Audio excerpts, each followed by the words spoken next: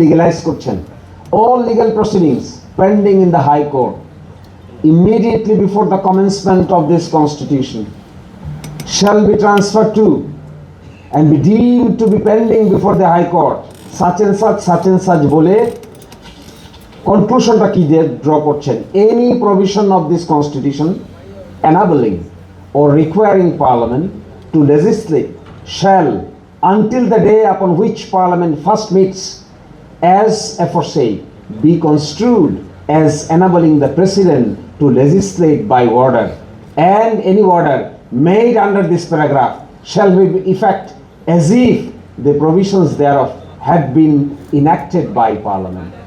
ওই যে পার্লামেন্ট বসে নাই কিন্তু প্রেসিডেন্ট অর্ডার দিচ্ছে, Dhaka university order, atomic energy commission order, গণপ্রতিনিধিত্ব অধ্যাদেশ অর্ডার 1972। পার্লামেন্ট তো বসে নাই, পার্লামেন্ট বসবে 7 এপ্রিলে।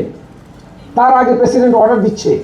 এই যে দিচ্ছে অর্ডারটাকে সংবিধানের 4th তফসিলে বলে দেওয়া হচ্ছে এই অর্ডারগুলো প্রেসিডেন্টের উপর ক্ষমতা আরোপ করা হয়েছিল বলেই তিনি দিতে পেরেছেন।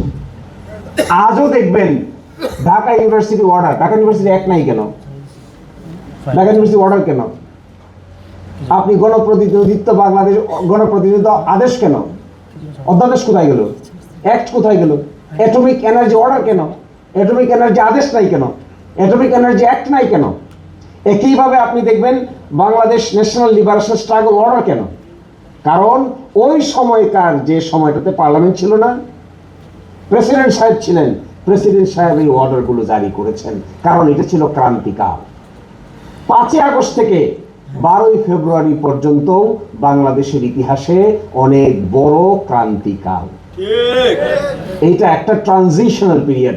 এই ট্রানজিশনাল পিরিয়ডে 72 সালে যদি আদেশ দেওয়া যায়, 73 সালে যদি আদেশ দেওয়া যায়, তাহলে কেন 2025 সালে ট্রানজিশনাল পিরিয়ডে আদেশ দেওয়া যাবে না?